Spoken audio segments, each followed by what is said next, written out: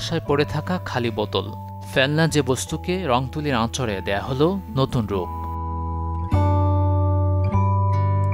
এমন করে ফেলে দেয়া চামড়াও হলো জীবন্ত। বাসার যাবতীয় ফেলনা জিনিসকে ব্যবহারের উপযোগী করেন রাজধানীর ধানমন্ডির উদ্যোক্তা রুমান আক্তার। ভাঙা টাইলস, ফেলে দেয়া লবণের কৌটা, বাতিল পাইপ, কিছুই বাদ যায় না তার সৃষ্টিকর্ম থেকে। আসলে আমি তো শিল্পী মানুষ, আমি ছবি আঁকতে ভালো লাগে, ঘর সাজাতে ভালো লাগে। তখন অনেক সময় দেখি যে অনেক জিনিস ফেলে দিচ্ছে, হ্যাঁ, তখন বলি যে এইটা তো আমি কাজে লাগাইতে পারি। যেমন একটা দই নিয়ে আসলো, পরে চিন্তা করলাম আমি যেহেতু ছবি আঁকতে পারি, তো এটা যদি আমি একটু সুন্দর করে আঁকার পরে যদি আমি এটা ঘরটা সাজাই, আমার কি হলো, পয়সাও সেভ হলো, এরপরে আমার ঘরটাও সুন্দর হলো। ওই চিন্তা ভাবনা করেই আস্তে আস্তে আমি এই কাজগুলো শুরু করছি। এই যে যেমন আমি ওই সেন্ট মার্টিনে ঘুরতে গিয়েছিলাম, ওইখানে আমি এগুলা কুড়িয়ে নিয়ে আসছি। ওইখান থেকেই এইগুলো আমি একটা সংরক্ষণে রাখছি, সংরক্ষণও করি।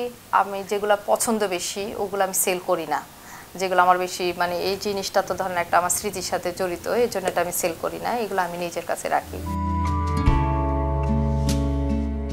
নতুন করে ব্যবহার উপযোগী করা এসব পণ্য বিক্রি হয় অনলাইন ও অফলাইন উভয় মাধ্যমেই।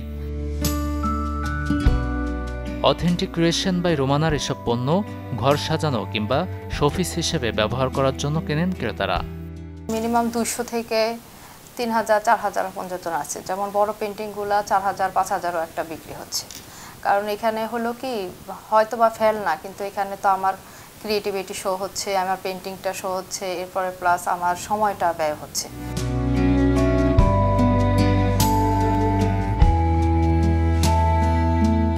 রং, আঠা আর ক্ষুদ্র ক্ষুদ্র উপকরণ যুক্ত করে ফেলনা এসব জিনিসকে দেয়া হয় আধুনিকতার ছাপ। এটার সাথে প্রায় 15 থেকে 20 বছর আমি কাজ করছি। তো যেগুলো আছে সবগুলাই আমি কাজ করি। যখন যে ভাঙা জিনিস পাই সেইটা দিয়ে আমি কাজ করি, ওইটাকে আমি ঘর সাজানোর মানে রিসাইকেল যেটা, যেমন এই লবণের কোটাটা মানে এটা নষ্ট হয়ে গেছে, ভেঙে গেছে, তো এটা আমি আবার নতুন করে একটা ল্যাম্প তৈরি করে ফেললাম।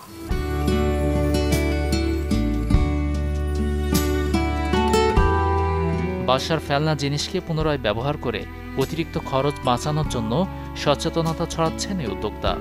আগ্রহীদের জন্য রেখেছেন প্রশিক্ষণের ব্যবস্থা।